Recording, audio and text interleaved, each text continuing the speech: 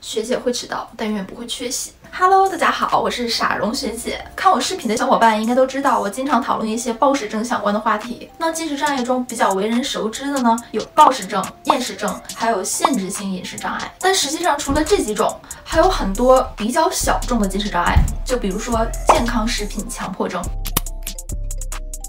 健康食品强迫症呢，是1997年美国的医生 Steven Bradman 提出的概念。因为现在的社会提倡吃健康的、少加工的食物，所以不免有些人会因此过度迷恋健康食品，并且执着于只吃干净、纯粹的食物。而且这种执念已经严重的影响到了生活还有机体的状态，这样也就形成了心理疾病。但是至今，它尚未被美国精神医学学会出版的《精神疾病诊断与统计手册》第5版，也就是 DSM-5 列为正式的精神疾病，就是因为它现在还没有一个很统一、很确定的诊断标准。不过，因为现在患上这种心理障碍的人越来越多，所以它也被视为一种进食障碍。健康食品强迫症呢，虽然诊断标准比较模糊，但其实有具体的表现的。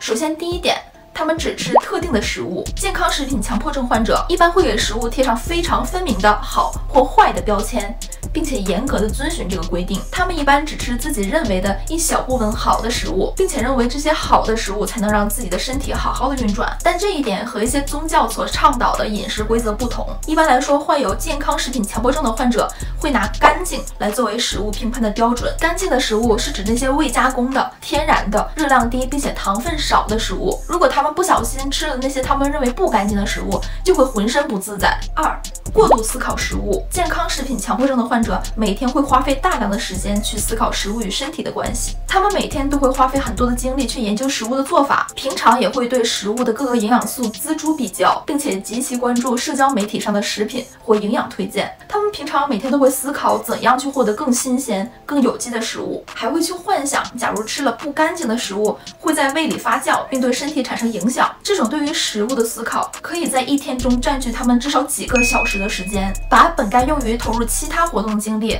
也放在了研究食物当中。3. 热爱保健品。有一些患有健康食品强迫症的患者呢，会非常迷恋于服用各种维生素或者其他的一些营养补剂，并且还会非常迷信它们的效果。如果一个学营养的人告诉他们，其实这些营养素在平常均衡的饮食中都可以获得的话，这些健康饮食强迫症的患者会极力的反对，因为他们一般会认为只有被控制的吃进嘴里的营养素才是最安全的。4. 拒绝外食和各种饭局。健康食品强迫症患者呢，还有一个特征，就是极力的抗拒任何带有食物的聚会，并且只吃自己准备的食物。他们对于食物有着奇特的控制欲，而且不相信外面的食物会比自己做的更安全。他们坚信有些食物和成分会让他们生病和过敏，即使实际上并不是这样的。但这种抗拒已经严重的影响到了他们的社交。不过即使是影响到他们人际交际，他们依然会坚持自己的选择。最后一条，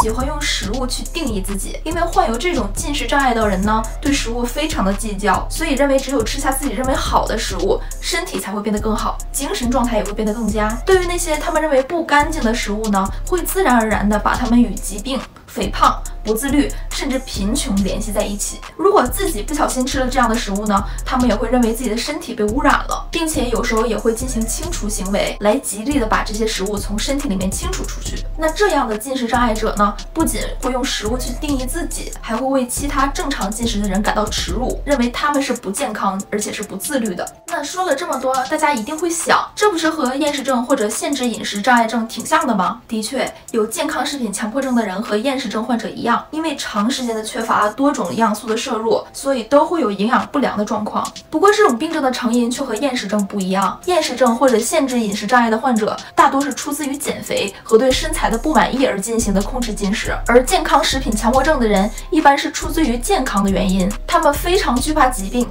所以才只允许自己摄入某些他们认为不会让自己生病的食物。健康食品强迫症的人一般都是高收入或者家庭教育良好的人，他们平常对于食物和营养素都有非常深刻的研究。不过表面上，虽然这看起来像是自己对于健康所做出的选择，但其实隐含的是一种控制和强迫行为。一般健康食品强迫症的人都是完美主义，并且或伴有一定程度的精神焦虑。患有这样心理障碍的人也比较难于灵活的处理问题，在人际交往和环境适应上也有可能表现得不尽人意。很多健康食品强迫症的人都会经历社交孤立，恰恰就是因为这种强迫心理和和进食行为相互彼此影响而产生负面的效果。那现在呢，我们都知道了健康食品强迫症对人心理和生理的危害，那该怎么治疗呢？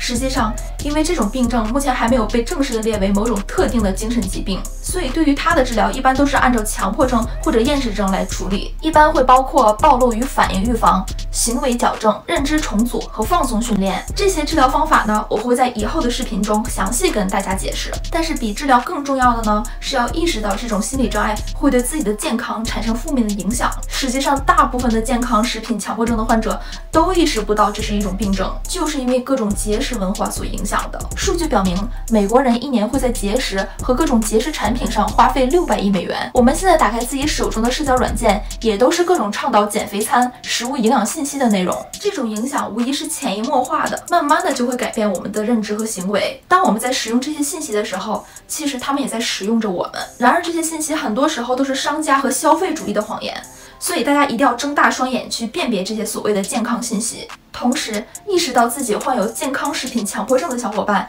也一定要及时的向营养师和心理治疗师来寻求帮助，否则长久下去只会让自己的身体越来越脆弱，与渴望健康的初衷背道而驰。那好了，今天的科普就到这里。下面的几期视频呢，我也会讲一些其他的进食障碍病症，想要了解更多的小伙伴可以继续关注我哦。那我们下个视频见吧，拜拜。